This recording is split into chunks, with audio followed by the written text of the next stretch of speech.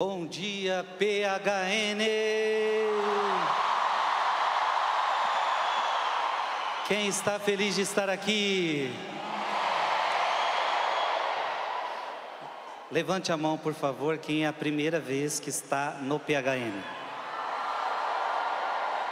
Eu gostaria que a Canção Nova olhasse isso. Levanta a mão e fica levantada quem é a primeira vez que vem para o PHN. Peter, 90% das pessoas que estão aqui é a primeira vez que vieram ao PHN. Uma salva de palmas para todos.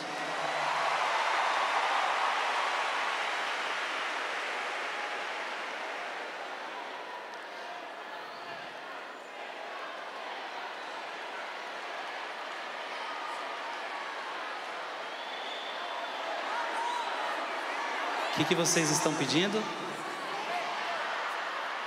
Tem gente que precisa sentar para os outros poderem ver. Se alguém está pedindo para você sentar, tenta sentar. Tenta sentar. Isso, vai tentando sentar. E se a pessoa não conseguir sentar, você que está sentado tenha paciência. Posso pedir um grande silêncio agora? O Frei só começa a pregar se tiver um grande silêncio, pode ser?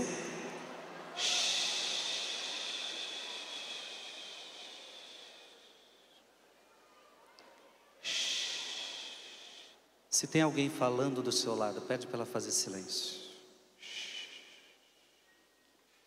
Eu queria que você já fosse pegando a sua Bíblia, esquecesse seu celular, pegasse a sua Bíblia e faz silêncio, não conversa com ninguém. As multidões recorriam a Jesus e elas faziam silêncio para escutar Jesus. E o silêncio devia ser tão grande porque não tinha microfone e essas caixas potentes que a gente tem aqui. Então vocês imaginam as multidões correndo para Jesus, 3 dias, 3 noites, não tinha luz, não tinha palco, não tinha telhado para cobrir do sol, e diz a Bíblia que elas ficavam 3 dias, às vezes até sem comer, porque elas tinham sede da palavra. E com certeza eles faziam silêncio, porque sem silêncio não conseguiria escutar a palavra de Deus. Amém? Então, se tem alguém falando do seu lado,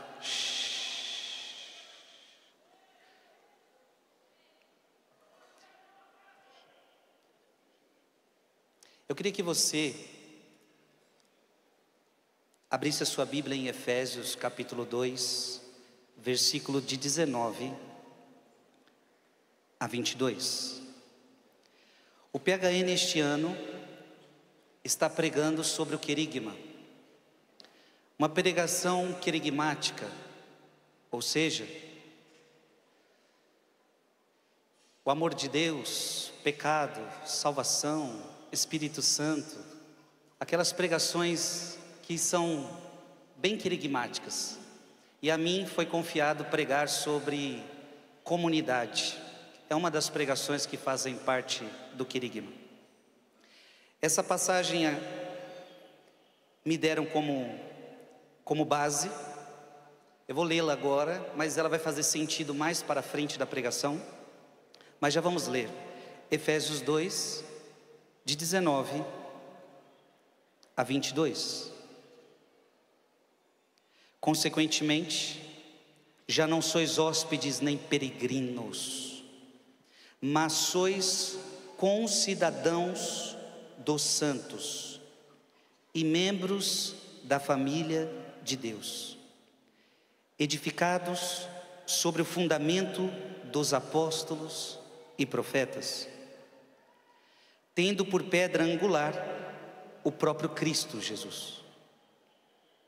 É nele que todo edifício harmonicamente disposto se levanta até formar um templo santo no Senhor. É nele que também vós outros entrais conjuntamente pelo Espírito na estrutura do edifício que se torna a habitação de Deus.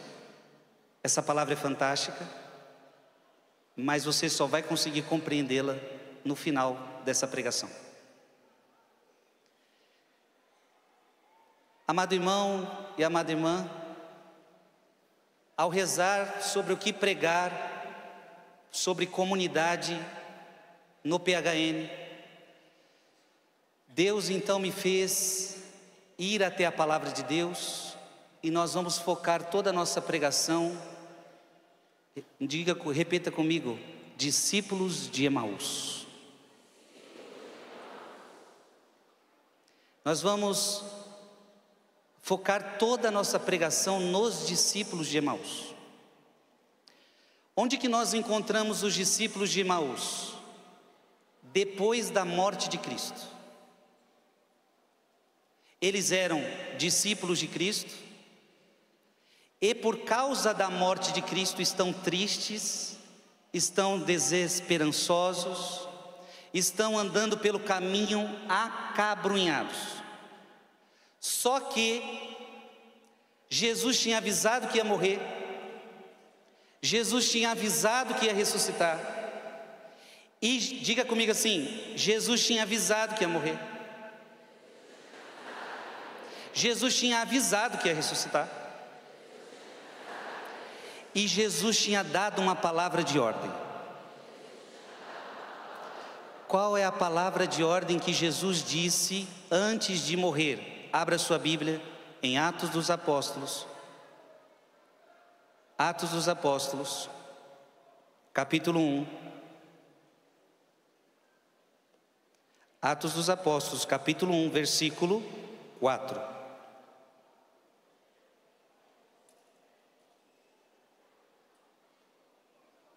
Aliás, só me corrigindo,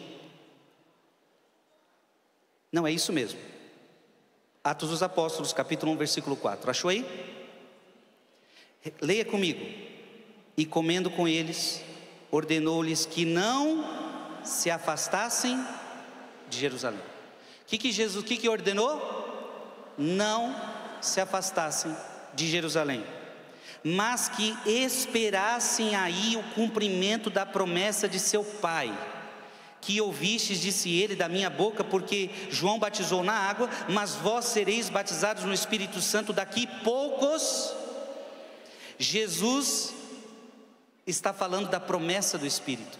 Se você for no versículo 6, o que já acontece aí? É a ascensão do Senhor. Então, antes de o Senhor subir ao céu, ele avisou, mais uma vez, diga comigo, Jesus avisou que ia morrer, Jesus avisou que ia ressuscitar, Jesus avisou que ia enviar o Espírito Santo. Só que Jesus deixou uma ordem clara. Repete comigo, Jesus deixou uma ordem clara: não se afastar de Jerusalém.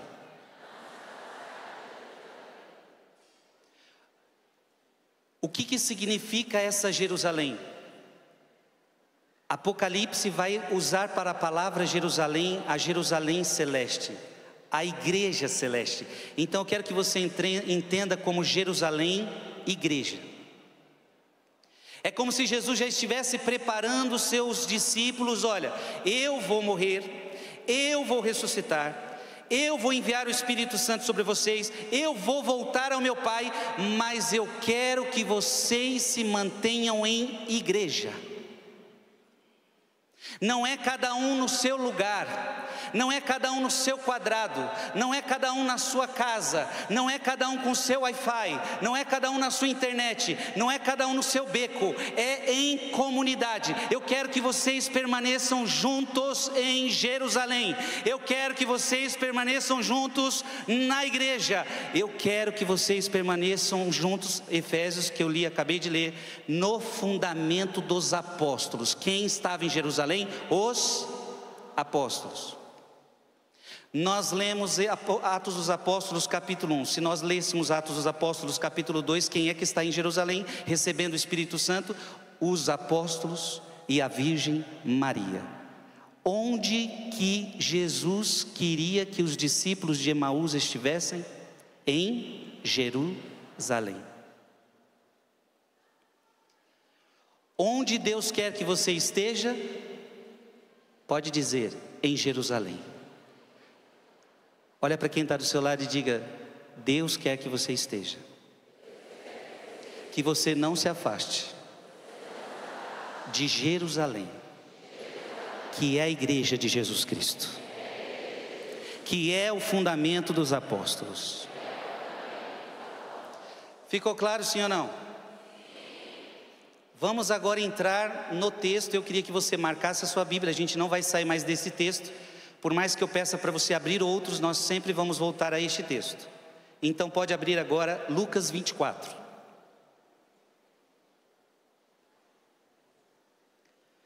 Lucas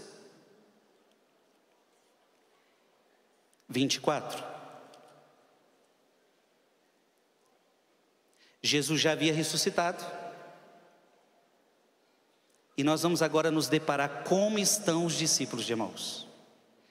E eu queria que você, ao olhar a história dos discípulos de Emaús, veja se você está sendo um discípulo de Emaús também.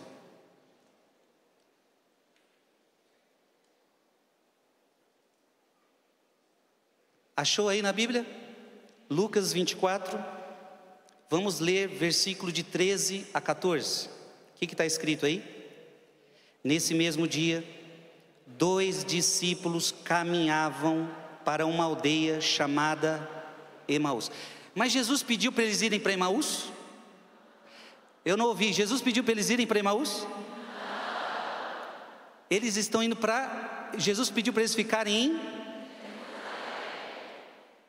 Então é como se sua mãe, alguém dissesse: vai para Canção Nova, e você está em outro canto. Como você já fez muitas vezes, eu sei.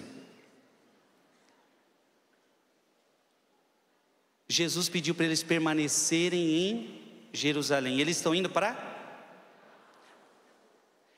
Olha a distância, a Bíblia vai falar a distância. Quanto tempo distante? Olha aí. Distante de Jerusalém, 70 estádios.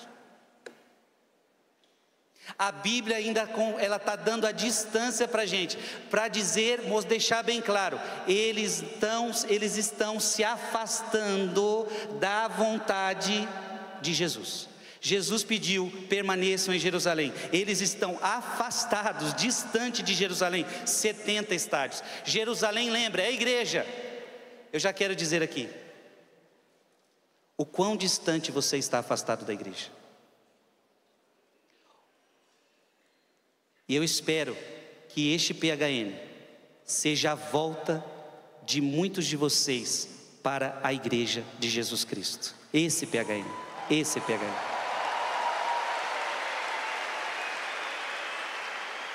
Eu já quero dizer para você que não importa quantos estádios você estava afastado da igreja, não importa quantos estádios você estava afastado de Deus, você, mesmo estando afastado, você vai perceber que Jesus mesmo vai ao seu encontro, Jesus mesmo vai ao encontro desses discípulos e vai trazê-los de volta. E Deus te trouxe para a Canção Nova para te trazer de volta para Ele, para te colocar na Jerusalém.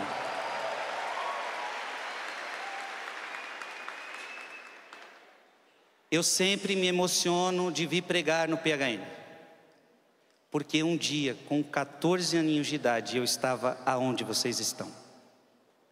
Nem barraca eu trazia, nem dinheiro para barraca eu tinha. Eu dormia no chão, qualquer coisa. Mas naquela época, eu estava afastado de Deus. E muitos PHNs que eu vim, me ajudaram a recuperar os quilômetros de distância que eu estava da igreja.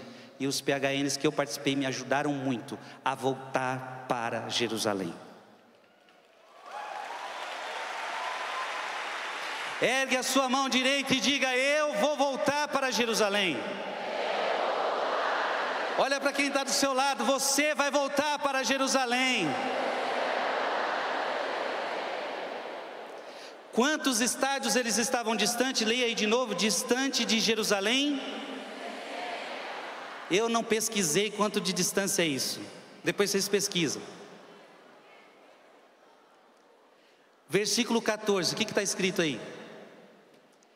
Iam falando um com o outro de tudo que se tinha passado. Eu quero que vocês estejam com ouvidos atentos. porque eu vou trazer muitos padres da igreja e vocês vão escutando o que os padres da igreja vão falando. Cirilo de Alexandria, ele diz assim: enquanto 2 discípulos caminhavam para uma vila chamada Emaús, falavam sobre Cristo, mas, preste atenção, considerando-o como não vivo. Então aqueles discípulos estavam falando sobre Cristo, só que estavam falando sobre Cristo morto.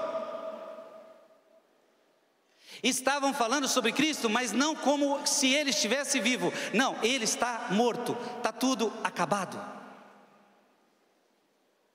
Mas lamentando-o como morto.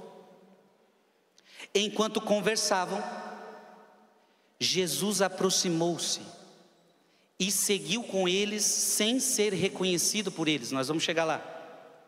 Pois seus olhos estavam impedidos de reconhecê-los.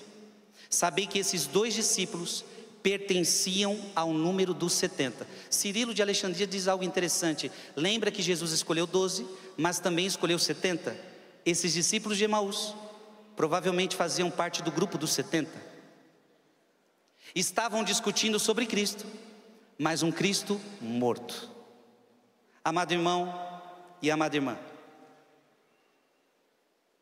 quando você se depara com uma fé aonde para você Cristo está morto, não existe fé desse jeito. Por que que eles estão se afastando de Jerusalém? Porque para eles Jesus está morto.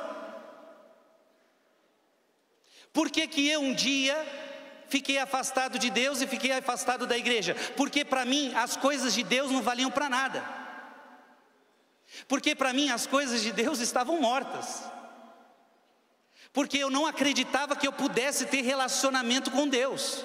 Eu não vejo, eu não percebo, eu não estou com Ele. Ora, que significado tem Cristo para mim? Pai, Filho, Espírito Santo? Nenhum. Então eu vivo afastado. Por que que eles estão afastando-se de Jerusalém? Porque eles não veem sentido em estar mais em Jerusalém. Por quê? Porque Cristo está morto. E deixa eu falar algo para você. Se Cristo está morto para você, não tem sentido você rezar. Se Cristo está morto para você, não tem sentido você ter fé. Se Cristo está morto para você, não tem sentido você ir para a missa. Se Cristo está morto para você, não tem sentido você se confessar. Se Cristo está morto para você, não tem sentido a gente vir para a Canção Nova. Se Cristo está morto, nós estamos perdendo tempo aqui. Diga: Cristo não está morto. E quem vai falar isso é Paulo.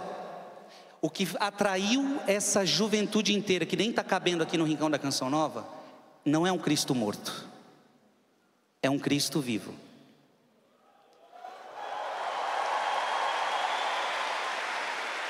Abra,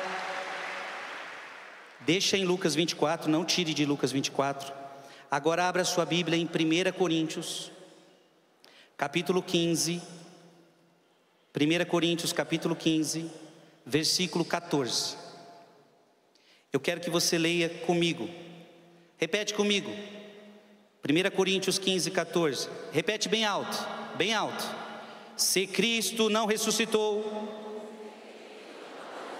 Esse é o alto de vocês? Diga: se Cristo não ressuscitou, é vã a nossa pregação, e também é vã a nossa fé. A Bíblia está dizendo que se Cristo não ressuscitou, não tem para que o Frei Gilson vir aqui pregar. Frei Gilson só veio aqui pregar, e todos os padres pregadores, só porque Cristo está vivo, vivo, vivo. Se Cristo não está vivo, é vã essa pregação que eu estou fazendo, e é vã a sua fé. Estamos perdendo tempo. E por isso os discípulos de Emaús estão se afastando. Eles não veem mais sentido. Cristo está morto. Não, Cristo não está morto. Um grande filósofo que nós todos temos que estudar nas nossas escolas, conhecidíssimo, disse que Cristo estava morto. O famoso Nietzsche. Deus está morto. O nosso mundo, não nos enganemos, ainda hoje, muita gente acredita que Deus está morto, ou vive como se Ele estivesse morto. Sim ou não?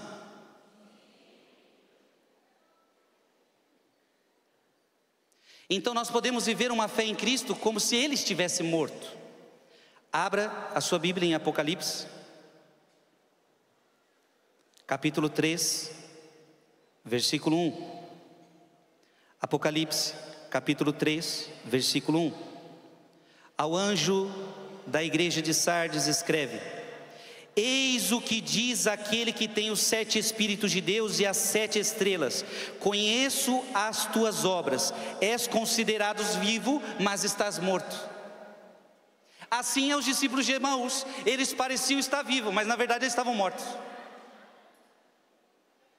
Muitas vezes a sua fé é assim: você parece estar vivo, mas você está morto. Olha para quem está do seu lado e diga: cuidado para não parecer vivo e estar morto.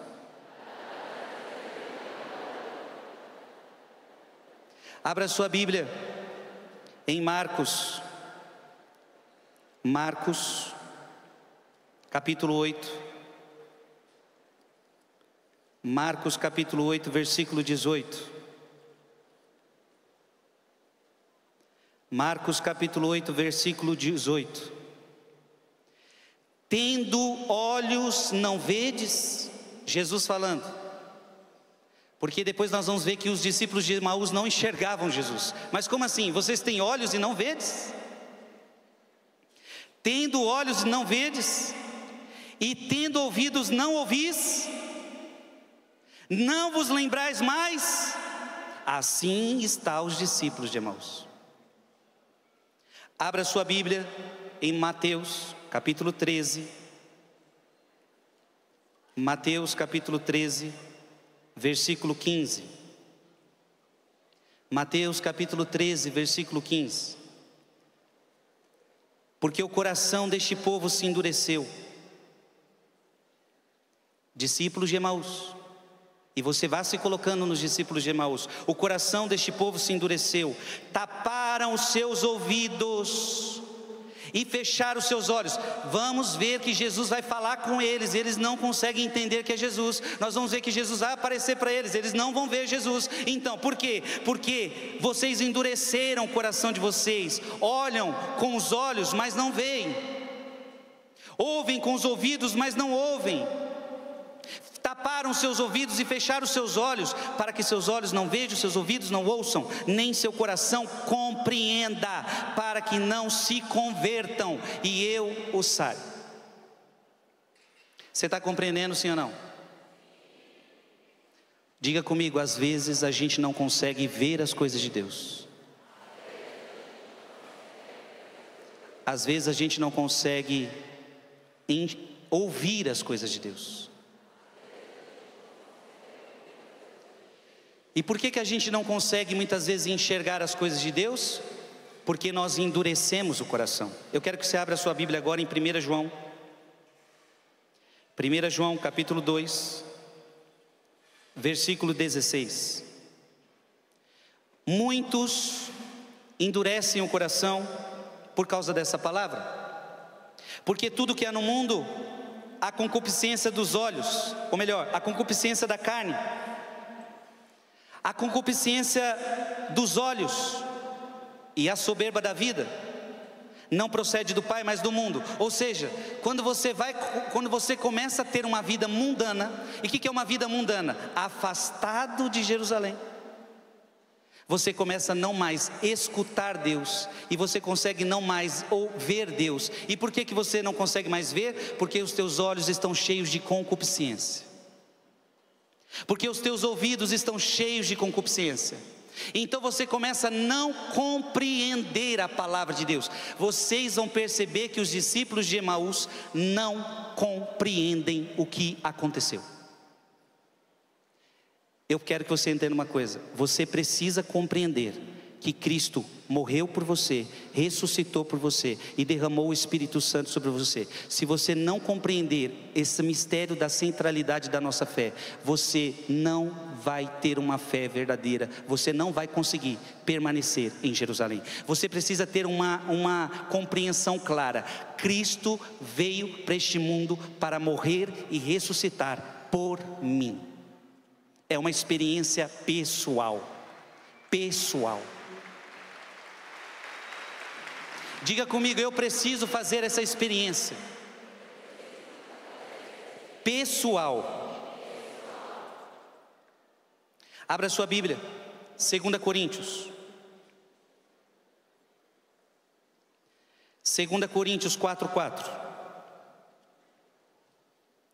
Por que os discípulos de Emaús não entendem? Por que nós muitas vezes não compreendemos as coisas de Deus? 2 Coríntios 4:4.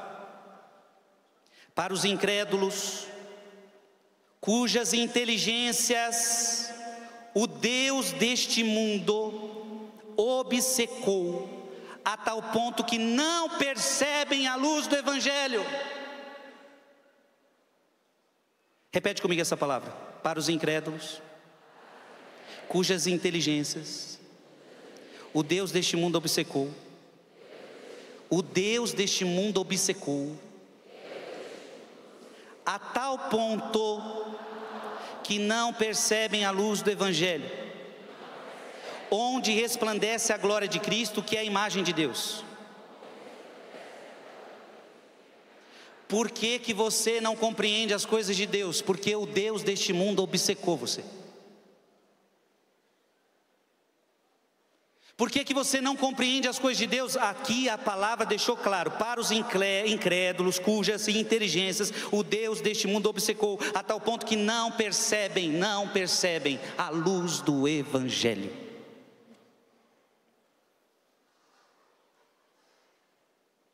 Santo Agostinho: esses discípulos de Emaús precisavam de instrução, precisavam de compreensão, mas eles vão precisar de tempo para aprender o que Jesus vai ensiná-los. E muitas vezes o nosso processo de conversão leva tempo. O meu processo de conversão não foi num único PHN. Precisei de vários PHNs. E não só PHNs, eu precisei de PHNs, adorações, santas missas, confissões, direções, leituras e um monte de outras coisas. Não é uma coisa só, é um processo. Porque quando Deus deste mundo nos cega a inteligência, à luz do Evangelho, é difícil abrir de novo a inteligência para as coisas de Deus. Agostinho diz: nós, disseram eles, tínhamos esperança de que ele fosse o que haveria de redimir Israel. Olha os discípulos de Emaús conversando: nós tínhamos esperança que ele ia redimir Israel. Ó meus caros discípulos, Agostinho pergunta: tinhas esperança? Agora não tens mais? Olhai, Cristo está vivo. Estará a esperança morta em vós, se Cristo está vivo? Certamente Cristo está vivo. Cristo vivo encontrou corações de seus discípulos mortos. Olha que bonito pensamento de Agostinho. O Cristo vivo encontra corações mortos. Eu quero dizer que hoje aqui, o Cristo vivo está encontrando muitos corações mortos. Mas quando ele encontra um coração morto, ele vai ressuscitar este coração morto.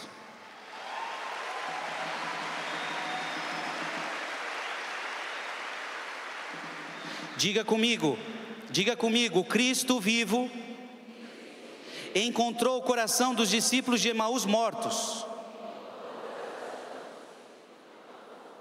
Santo Agostinho continua: ele caminhava com eles pela estrada como um companheiro, sendo ele mesmo o condutor. Olha, Jesus mesmo conduzia eles. Claro que ele era visto, mas não reconhecido. Então os discípulos de Emaús viam Jesus, mas não reconheciam Jesus. Por quê? Porque seus olhos estavam impedidos. Como ouvimos, para que não o reconhecessem. Não estavam impedidos de vê-lo, mas estavam retidos para que não reconhecessem. Então eles viam, mas ao mesmo tempo não viam. Então tem gente que está na igreja, mas ao mesmo tempo não está na igreja. Tem gente que até se confessa, mas na verdade não se confessou, porque não se confessou direito, não viu nada. Tem gente que até vai para a missa, mas não vê nada. Assim, irmãos e irmãs, Agostinho continua. Mas onde o Senhor quis ser reconhecido, nós vamos ver no final do Evangelho, aonde que ele quis ser reconhecido? No partir do pão. Eu quero que você já guarde isso no começo dessa pregação, porque é assim que nós vamos terminá-la. Diga comigo, Cristo quis ser reconhecido no partir do pão. E eu já pergunto para vocês, aonde acontece o partir do pão na Igreja Católica Apostólica Romana? Aonde acontece o partir do pão na Igreja Católica Apostólica Romana? Cristo quis ser reconhecido na missa, na comunidade. Agostinho continua: estamos seguros, não há por que temer, partimos o pão e reconhecemos o Senhor. Foi por nosso bem que ele não quis ser reconhecido em nenhum outro lugar senão ali, porque não veríamos na carne, mas haveríamos de comer a sua carne. Aí Agostinho já começa a falar: Jesus queria que eles o reconhecessem no partir do pão. Tinha um interesse também de Cristo que fosse ali que eles abrissem os olhos.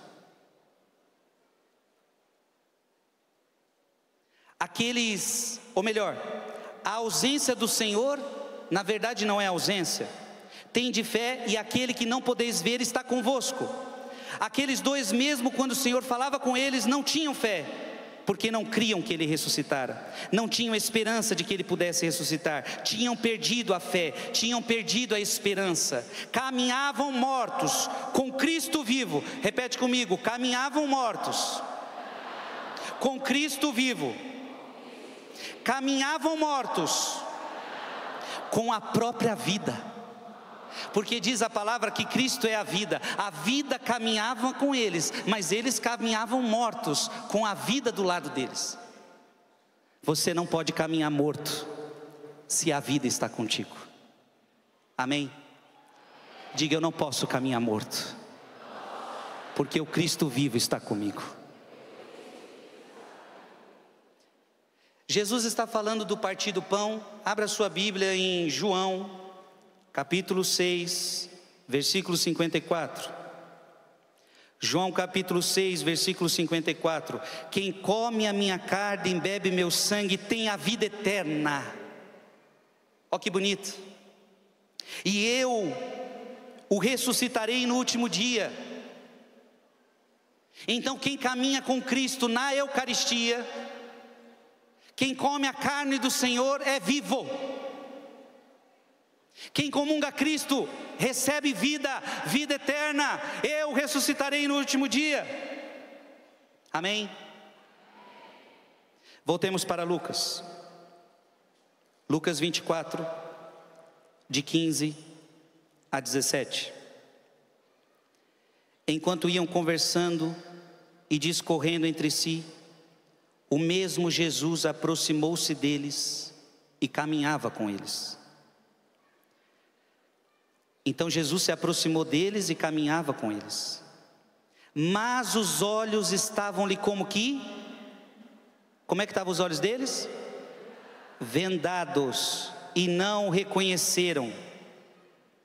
Perguntou-lhes então, Jesus pergunta para eles: de que estáis falando pelo caminho? E por que estáis tristes? Que coisa bonita, Jesus vai ao encontro dos dois. Jesus está vendo que eles estão tristes, porque se você se afasta da igreja, é uma vida triste. Se você se afasta da comunhão dos apóstolos, você vai viver uma vida triste. Se você se afasta de Jerusalém, você vai viver uma vida triste. Se você não acredita que Cristo está vivo, a sua vida é triste. Eu estou errado? Santo Agostinho diz: o mestre caminhava com eles na estrada, ele próprio era o caminho. Lembra João capítulo 6, versículo 14? Eu sou o caminho. Jesus vai caminhando com eles, mostrando que eu sou o caminho. Vocês não podem se afastar de mim. Eu sou o caminho. Mas eles trilhavam outro caminho. Encontrou-os, pois, desviados do caminho. Então, como é que Jesus encontra os discípulos de Emaús? Desviados. Diga comigo: Cristo é o caminho. Então deixa eu falar para você, jovem, só tem um caminho. Eu sei que o mundo não gosta de ouvir isso que eu falo, mas eu estou falando de Bíblia. Eu não preciso que o mundo queira entender o que eu estou falando. Eu prego para aqueles que querem abrir o coração a essa palavra. Mas para a Sagrada Escritura que eu leio, que está em suas mãos, só existe um caminho. Não é dois, não são três, não são quatro, não são cinco. A Bíblia diz em João capítulo 6, versículo 14: eu sou o caminho. O único caminho que existe é Jesus Cristo. Único.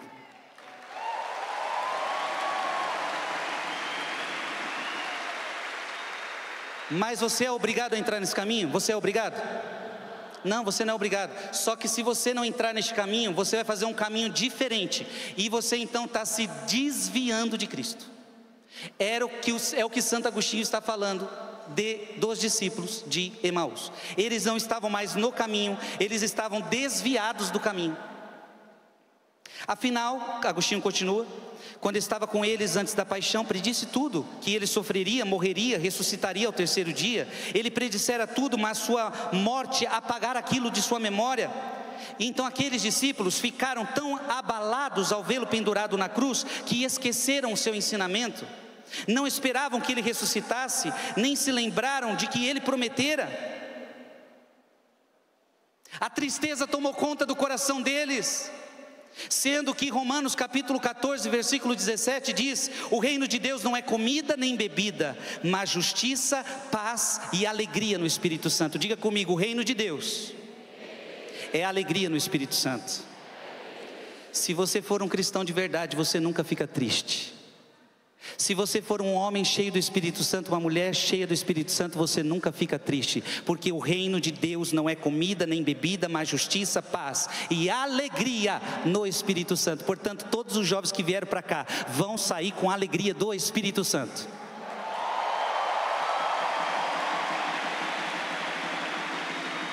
Você vai chegar com uma alegria tão grande em casa que seus pais ficarão admirados, seus vizinhos ficarão admirados, seus amigos ficarão admirados. E você fez o que para essa alegria? Bebeu muito? Fumou muito? Não, você comungou muito da palavra de Deus e do corpo de Cristo, e você ficou alegre. Você bebeu do Espírito Santo. Porque os jovens do mundo de hoje acham que alegria se vem através de muito vinho. E a Bíblia diz para você: não vos embriagueis com vinho, mas embriagai-vos do Espírito Santo. Quando você se embriaga do Espírito Santo, você se enche da alegria de Deus, a alegria verdadeira, a alegria do Espírito. É isso que você veio buscar?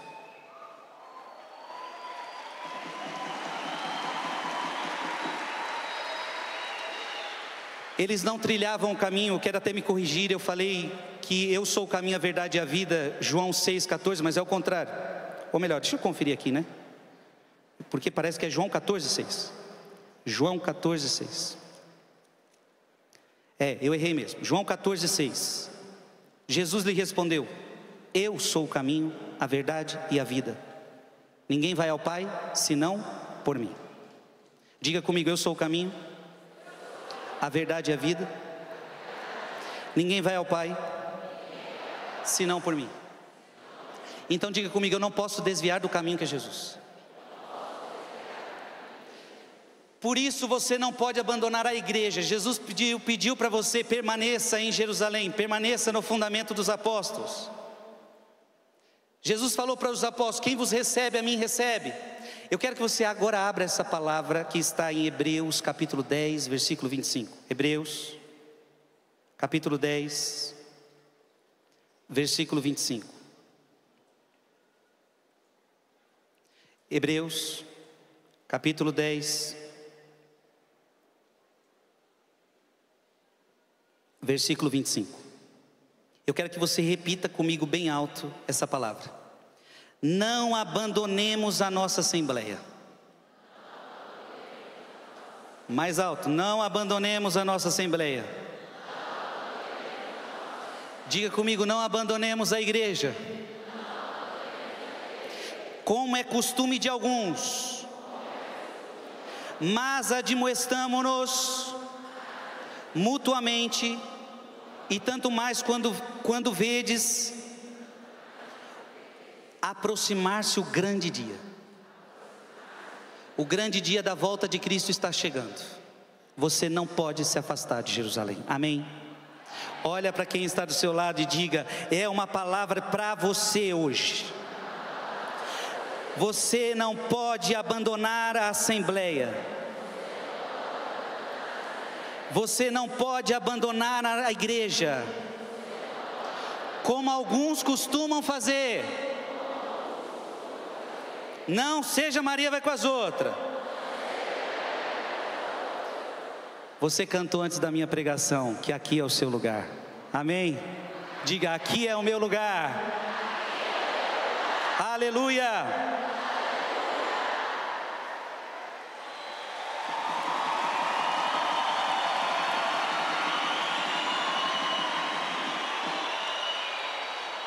Agostinho está dizendo que eles se esqueceram da doutrina de Cristo. Diga comigo: se esqueceram da doutrina de Cristo. Abra sua Bíblia em 2 João.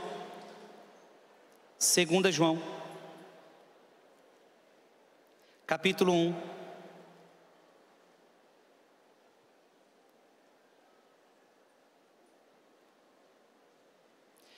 Na verdade, a carta de 2 João não tem nem capítulo, é só o versículo 9. Então não fala-se capítulo, só basta falar versículo 9. 2 João, versículo 9. 2 João, versículo 9. Eu quero que você repita comigo: todo aquele que caminha sem rumo. Os discípulos de Emaús estão sem rumo, sim ou não? Você já ficou sem rumo na vida, sim ou não? Talvez está muita gente aqui sem rumo, não tem problema não. Vamos aprumar isso aí.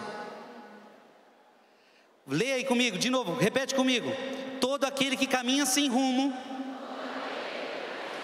e não permanece na doutrina de Cristo, não tem Deus. Está claro ou não está claro?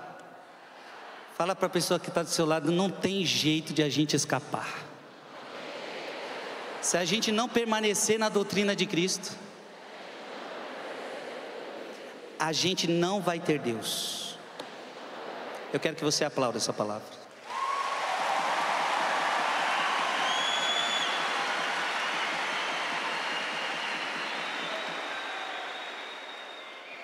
Por isso, agora abra sua Bíblia em Hebreus capítulo 2. Hebreus capítulo 2, versículo 1. Hebreus capítulo 2, versículo 1. Já que a palavra disse para nós: todo aquele que vai além. Olha lá, os discípulos de Emaús estão indo além e não permanece na doutrina de Cristo, não possui a Deus. Quem permanece na doutrina, este possui tanto o Pai como o Filho. Então eu só posso permanecer em Deus se eu permanecer na doutrina de Deus.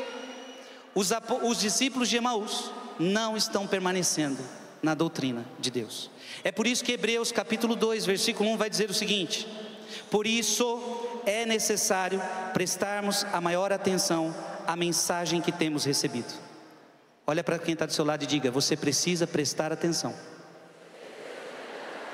à mensagem que você está recebendo agora. Diga para ele: para não acontecer que nos desviemos do caminho reto. Ficou claro, sim ou não? Presta atenção nessa palavra para você não se desviar do caminho reto. E qual é o caminho reto? João 14:6. Jesus. Diga: o caminho reto é Jesus. O caminho certo é Jesus. É nesse caminho que eu vou permanecer até o fim. Eu estou pregando aqui hoje para encontrar um dia vocês no PHN do céu. Porque um dia nós vamos ter que girar a camiseta no céu.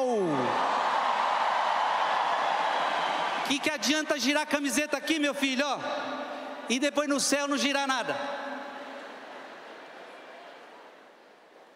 O que adianta trocar a camiseta aqui e não se encontrar lá no céu? Diga para quem está do seu lado: eu vou girar a camiseta aqui, mas porque eu tenho esperança de que um dia nós vamos girar junto no céu.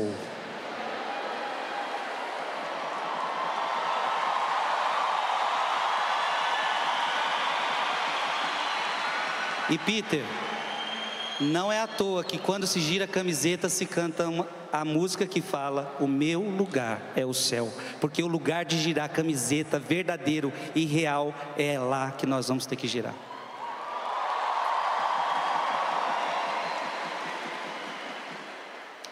Está claro, sim ou não? Podemos continuar? Volta para Lucas 24. Vamos ler agora do versículo 18. Faz silêncio.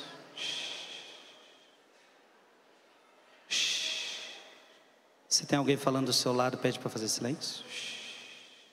Deixa que os guardas vão trabalhando, os bombeiros vão trabalhando, e você fica prestando atenção na palavra. Você não vai resolver nada. A gente não vai resolver nada. A gente não tem capacidade para isso. Eu estou cumprindo minha missão, você cumpre a sua missão e eles vão cumprindo a deles, ok? E Deus está cuidando de tudo aqui. Deus está cuidando de tudo. Você foca na palavra. Tem gente cuidando de outras coisas para nós. Lucas 24, 18 a 24. O que está escrito aí? Um deles, chamado Cleofas, respondeu-lhe: és tu acaso o único forasteiro em Jerusalém que não sabe o que nela aconteceu esses dias? Perguntou-lhes ele: que foi? Disseram: a respeito de Jesus de Nazaré. Era um profeta poderoso em obras e palavras diante de Deus e de todo o povo. Os nossos sumos sacerdotes e nossos magistrados o entregaram para ser condenado à morte e o crucificaram. Nós esperávamos que fosse ele quem haveria de restaurar Israel. E agora, além de tudo isso, é hoje o terceiro dia que essas coisas sucederam. É verdade que algumas mulheres dentre nós nos alarmaram. Elas foram ao sepulcro antes do nascer do sol e, não tendo achado seu corpo, voltaram dizendo que tiveram uma visão de anjos, aos quais asseguravam que está vivo. Alguns dos nossos foram até o sepulcro e acharam assim como as mulheres viram dito, mas a ele mesmo não viram. Eles estão falando com quem? Com Cristo vivo, mas eles estão mortos. Você está entendendo essa palavra, sim ou não, irmão? Vamos ler do versículo 25 ao 27. Jesus lhes disse: ó gente sem inteligência. Ó gente sem... Diga isso para quem está do seu lado, para ver o que ele vai achar quando você falar isso. Fala aí para quem está do seu lado: ou sem inteligência. Se você fosse usar outras palavras, o que você diria? Burro. Lento. Anta, sei lá. Lerdo.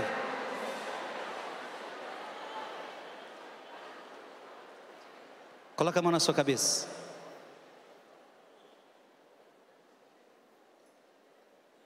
O processo da conversão acontece muito aqui. Não é só aqui. Mas a fé precisa passar pela sua inteligência. Principalmente você que é jovem, no mundo de hoje que a gente vive, quantos pensamentos contrários à fé. Quantos pensamentos contrários a Cristo, sim ou não? Então Jesus está olhando para eles: vocês não têm inteligência? Vocês têm inteligência? Porque talvez, jovem, você tem inteligência, pode tirar a mão da cabeça, talvez você tenha inteligência para matemática, talvez você tenha inteligência para história, talvez você tenha inteligência para psicologia, talvez você tenha inteligência para música, talvez você tenha inteligência para advogar, talvez você tenha inteligência para muita coisa, mas para a Bíblia você não sabe nem onde está o livro que eu estou pedindo para você abrir.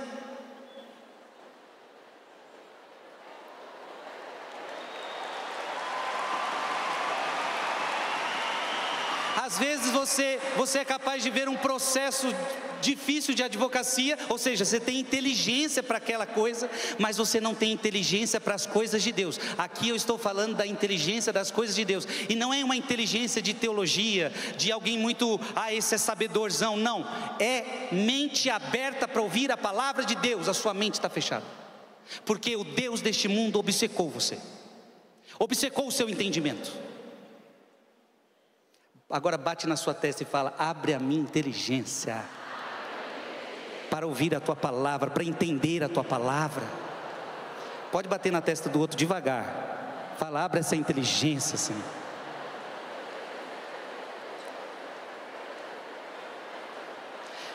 Lê aí comigo a palavra de Deus. Lucas 24, 25, o que está escrito aí? Lucas 24, 25, Jesus disse-lhes: ó gente sem, como sois tardos de coração para crerdes em tudo que anunciaram os profetas. Porventura não era necessário que Cristo sofresse essas coisas e assim entrasse na sua glória? E começando por Moisés, percorrendo todos os profetas, explicava-lhes o que dele se achava dito em todas as escrituras. Preste atenção, agora Jesus começa a explicar as escrituras para esses dois, desde Moisés, os profetas, os salmos. Eu quero que eu te pergunto uma coisa: você quer aprender de Jesus, sim ou não? Não vai ter outro caminho, não existe outro livro para você ler, você vai ter que ter as escrituras nas suas mãos. Onde se conhece Cristo é através das escrituras. É por isso que eu estou nessa pregação usando as escrituras. Eu não posso trazer outro livro aqui para você conhecer Cristo. Posso usar, estou usando os padres da igreja, eu posso usar livros de santos, eu posso usar, mas cuidado, o livro substancial, essencial para eu conhecer Cristo é as Sagradas Escrituras.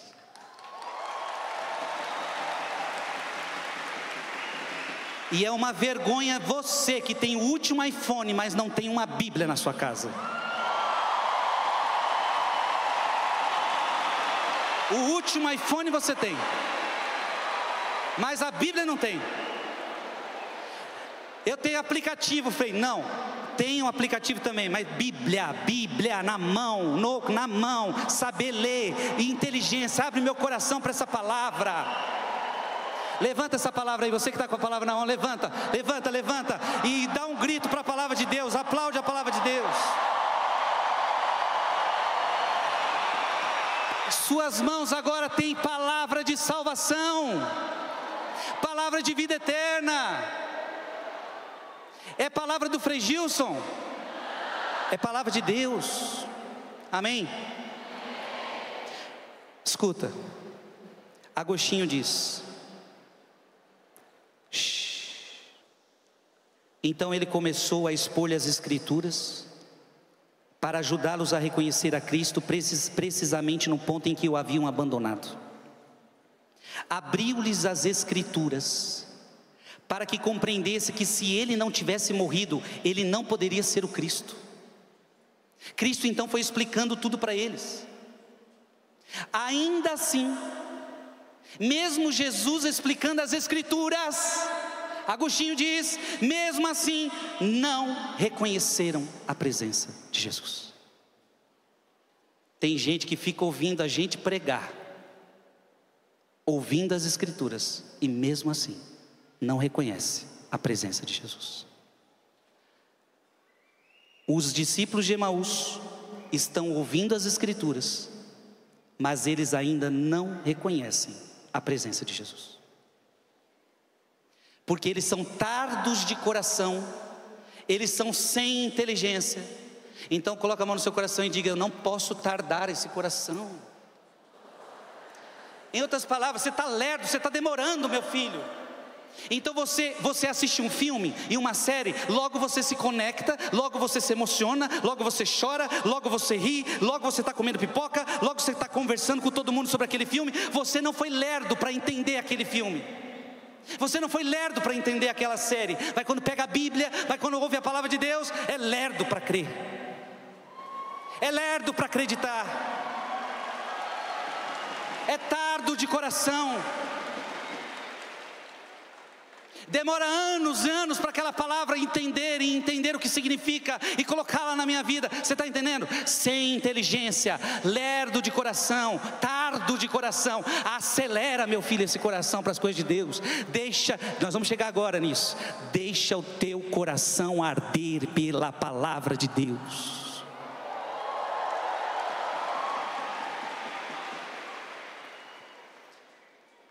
Santo Agostinho, preste atenção. Tudo que lemos na Sagrada Escritura para nossa instrução e salvação exige ouvido atento.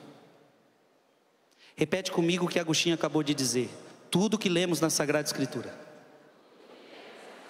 para nossa instrução e para nossa salvação exige ouvido atento. Agostinho continua: tudo nessas escrituras fala de Cristo, tudo que está aqui fala de Cristo, tudo, Antigo Testamento e Novo Testamento, tudo, mas apenas para aqueles que têm ouvidos. Você está entendendo, sim ou não? Tudo aqui fala de Cristo, de Gênesis a Apocalipse. Não, mas Gênesis não fala de Cristo. Fala. Só você abrir sua inteligência. Diga comigo: de Gênesis a Apocalipse a Bíblia fala de Cristo. Somente para os que querem ouvir. Para quem não quiser ouvir, não vai conseguir enxergar Cristo nas Escrituras. Portanto, Agostinho diz: oremos para que ele, Jesus, abra as nossas mentes. Oremos para que Cristo abra as nossas mentes, amém? 2 Coríntios capítulo 3, versículo 14. Mas eles têm o espírito embotado, até o dia de hoje, permanece o mesmo véu na leitura do Antigo Testamento, sem lhe ser tirado, porque só em Cristo ele é removido. Então você lê a Escritura, mas tem um véu no seu rosto, porque o véu da Escritura só é tirado quando você tem Cristo. 2 Coríntios 3, de 15 a 16. Eu não vou pedir mais para você abrir, porque o nosso tempo está acabando. Até o dia de hoje, quando se lê Moisés, um véu cobre-lhes o coração. Quando porém se converte ao Senhor, o véu será tirado. Diga comigo: até o dia de hoje, quando se lê Moisés, um véu cobre-lhes o coração. Quando porém se convertem ao Senhor, o véu será tirado. Qual é o segredo para eu entender as Escrituras? Querer converter o coração a Cristo. Amém? Abra agora a sua Bíblia. Eu preciso que você abra aqui Atos capítulo 8. Atos dos Apóstolos capítulo 8.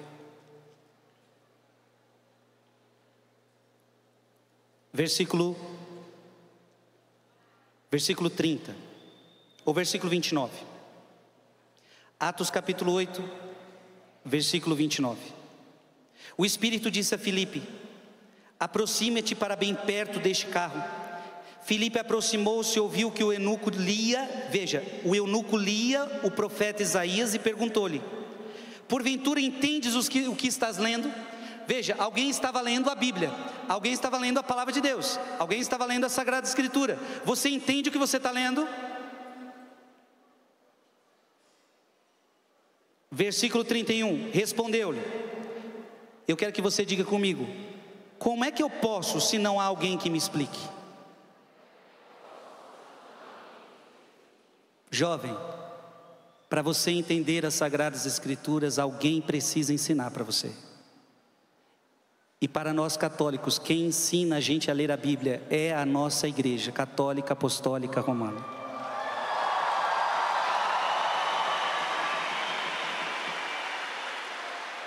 É por isso que eu estou trazendo aqui os padres da igreja, porque eles nos ensinam a ler as Sagradas Escrituras. E diga então comigo, como é que eu vou entender a Bíblia se não tem quem me explique? Então, Santo Atanásio diz assim, ele não se envergonhou de confessar sua ignorância, esse eunuco, e suplicou ser ensinado. Aquele que se fez discípulo foi dada a graça do Espírito. Mas quanto aos judeus que persistiram em sua ignorância, como diz o provérbio, vê-los à morte, pois o insensato morre em seus pecados. Ou seja, esse homem quer aprender. Como é que eu vou aprender se não tem quem me ensine? São João Crisóstomo diz, muitos tolos reagem, preferindo muitas vezes permanecer em perpétua ignorância, por vergonha de admitir a própria ignorância e ter de aprender com aqueles que podem instruí-los. Ou seja, tem gente que quer permanecer na própria ignorância por orgulho, por vaidade. Você tem que ter a humildade de dizer, eu não sei, eu preciso aprender. E é por isso que você está aqui hoje com a Bíblia nas suas mãos, dizendo, eu quero aprender. Quem quer aprender a palavra de Deus aqui hoje, diga eu quero.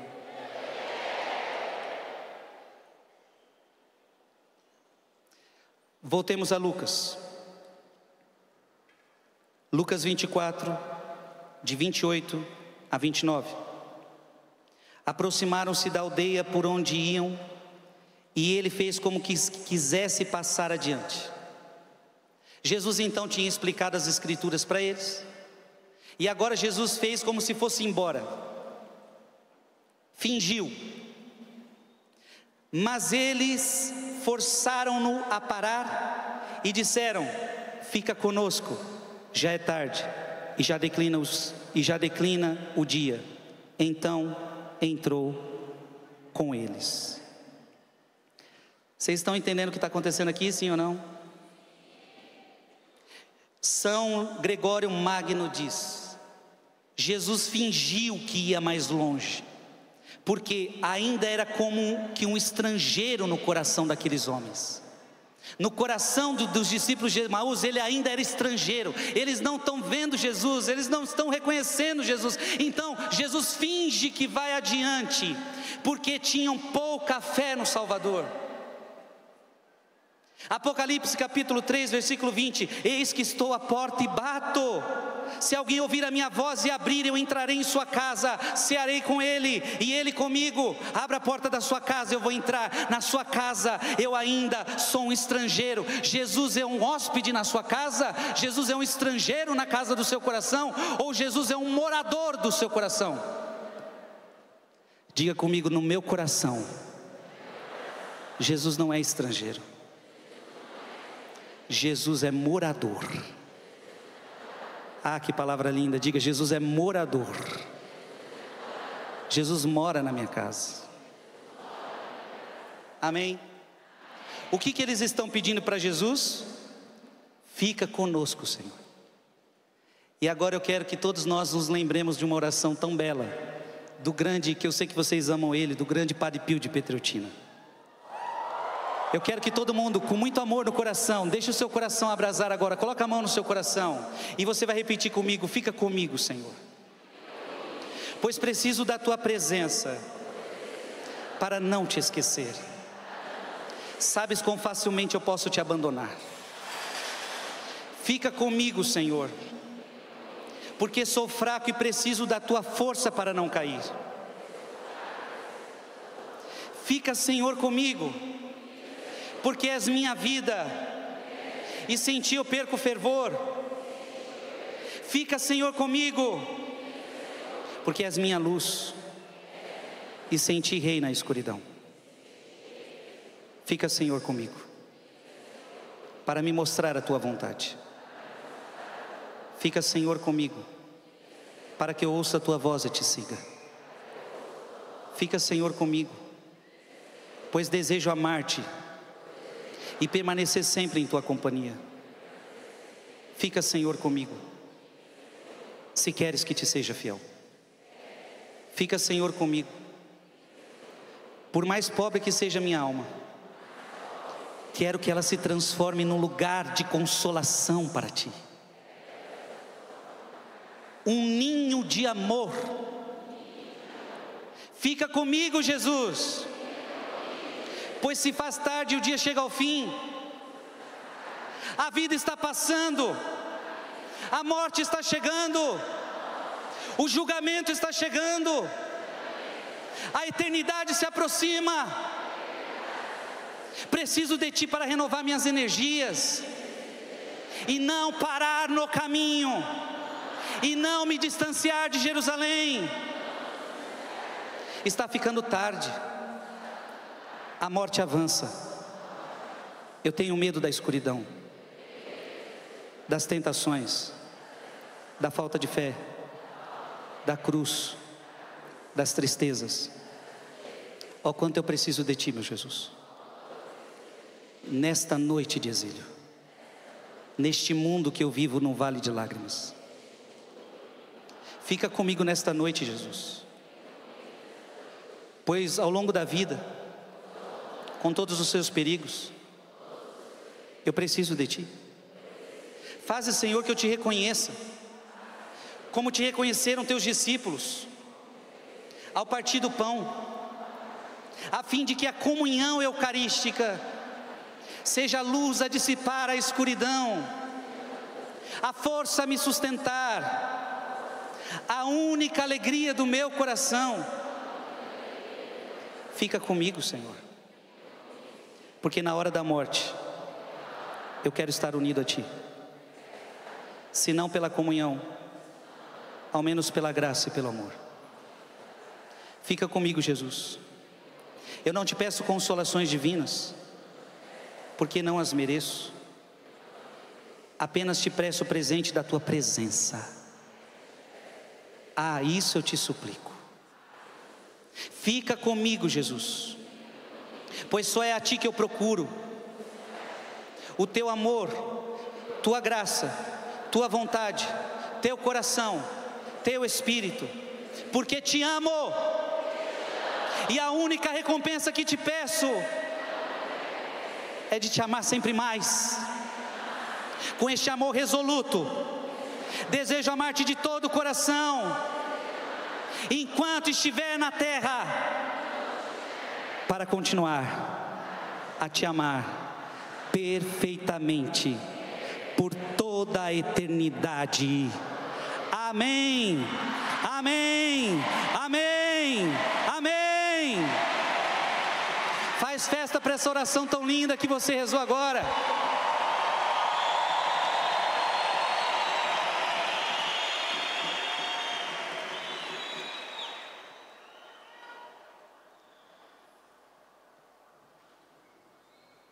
Vamos terminar de ler o texto, Lucas 24, versículo 26 até o versículo 35.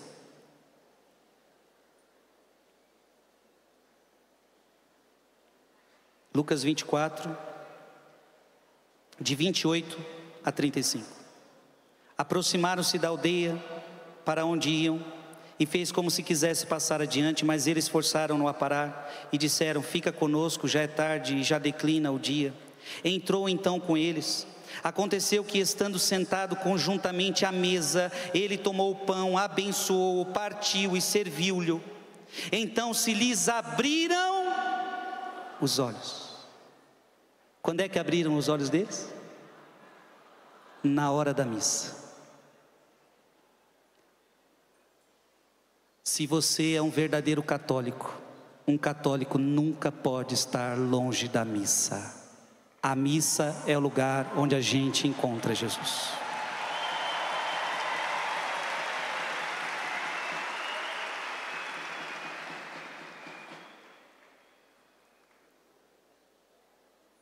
O documento do Concílio Vaticano II, Lumen Gentium, número 11, diz: a Eucaristia na Igreja Católica é a fonte, é o ápice de toda a vida cristã.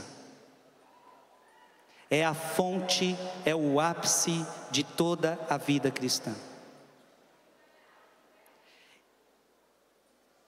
Então se lhe abriram os olhos e o reconheceram, mas ele desapareceu. Diziam então um para o outro: não se nos abrasava o coração quando ele nos falava pelo caminho e nos explicava as Escrituras? Não abrasava o seu coração, Cleofas, quando ele falava das Escrituras? Levantaram-se. Aliás, vou deixar isso aqui um pouquinho mais para o final, porque eu só quero, meu tempo está, meu Deus do céu, meu tempo foi-se. Eu só preciso que você entenda o que é esse arder o coração.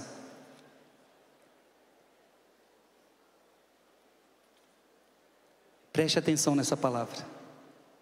Santo Agostinho: não ardia o nosso coração dentro de nós quando ele nos falava pelo caminho, quando nos abria as Escrituras? Será que o seu coração ardeu hoje enquanto os pregadores pregavam a Escritura, sim ou não? Agostinho diz, preste atenção: ardamos o coração então, para não arder com o fogo com o qual os demônios vão arder. Ou o seu coração arde com a palavra, ou o seu coração vai arder com o fogo dos demônios, segundo Santo Agostinho.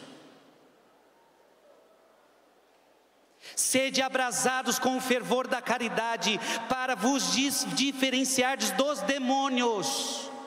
Esse fervor vos impulsiona para o alto, vos eleva para o alto, vos conduz ao céu. Então que fervor é esse que arde o coração quando a gente escuta a Escritura? É o fervor que te leva para o alto, é o fervor que te coloca no céu. Não é o ardor dos demônios, é o ardor do Espírito Santo. Quaisquer aflições que sofrais na terra, por maior que seja a opressão que o inimigo faça pesar sobre os corações cristãos e tente derrubá-los, o fervor do amor busca as alturas.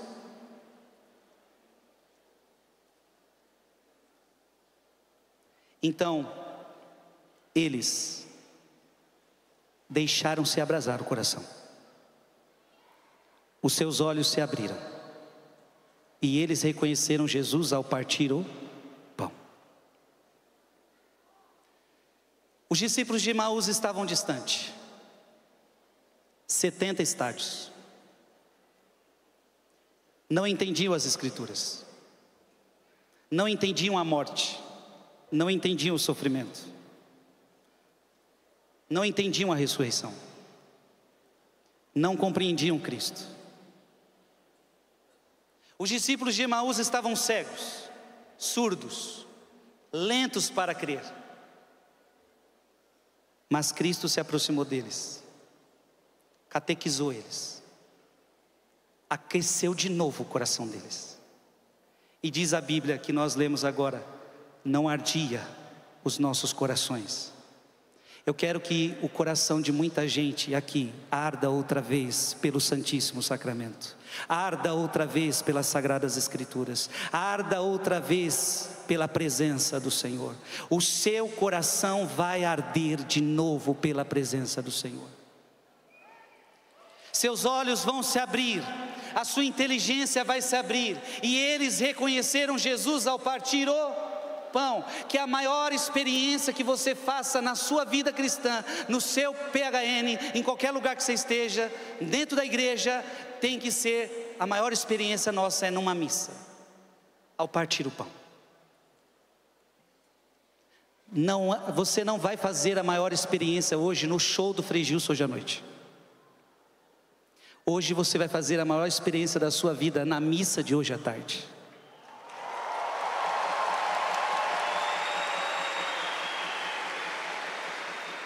Se quando parte aquele pão, veja, quando lê as Escrituras na missa, quando o padre prega na missa, o teu coração tem que arder. E quando se parte o pão na missa, você tem que falar: é o meu Jesus vivo e ressuscitado aqui diante dos meus olhos. Eu não estou sozinho, eu não estou triste, eu tenho esperança. eu vou seguir esse caminho. Amém? Para terminar, o que está escrito na sua Bíblia? Em Lucas 24, versículo 33. O que está escrito aí? Levantaram-se na mesma hora. Eu quero que vocês todos se levantem agora, na mesma hora, bora.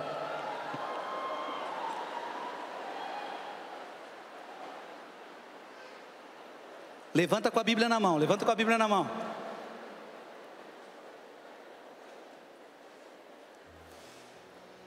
Levantaram-se, bem alto, levantaram-se. Para fazer o quê? Para ir para o shopping? Para a praia? Para o mundo? Para que eles se levantaram? Levantaram-se na mesma hora e voltaram a Jerusalém. Voltaram a Jerusalém. Voltaram para a igreja. Ah, que coisa linda. Atos 1:4, não vos afasteis de Jerusalém, mas esperai a promessa do Pai. No mesmo dia, 2 discípulos caminhavam para uma aldeia chamada Emaús, diante de Jerusalém, 70 estádios. Eles estavam distantes. Eles se levantaram imediatamente. Eles voltaram para Jerusalém. Eles voltaram para a igreja. Eles voltaram para os apóstolos. E agora, eu quero que a gente termine essa pregação lendo o Efésios capítulo 2, versículo 19 a 22. Eu disse para você que eu li ela no início, mas que você só ia entender ela agora. Consequentemente, já não sois hóspedes, nem peregrinos, discípulos de Emaús, vocês são concidadãos dos santos, membros da família de Deus. Volta para Jerusalém. Vocês, discípulos de Emaús, são edificados sobre o fundamento dos apóstolos e dos profetas. Frei Gilson, você está no fundamento dos apóstolos e profetas. Você que está aqui neste PHN, você está no fundamento dos apóstolos e dos profetas. E sabe qual é a pedra angular da nossa igreja? Não é homem nenhum. O fundamento da nossa igreja é aqui, olha, tendo por pedra angular o próprio Jesus Cristo.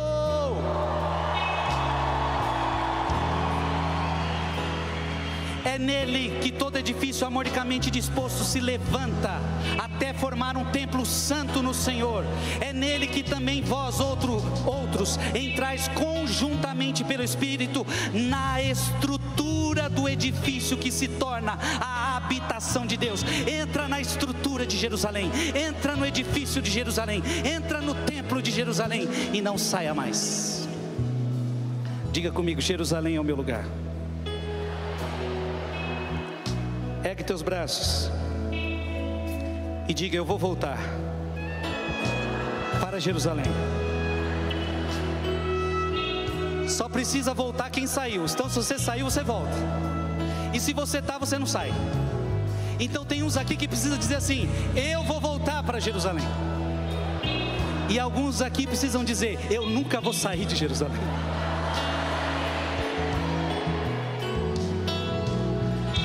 Quem podia imaginar que aquela cruz era só o começo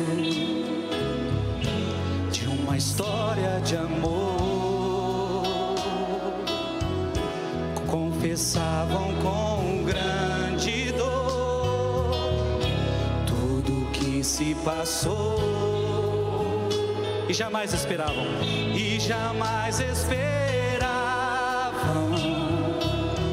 encontrar o Senhor. Dê a mão para quem está do seu lado. Aconteceu sem mesmo esperar, Ele apareceu em meio aos discípulos a caminhar.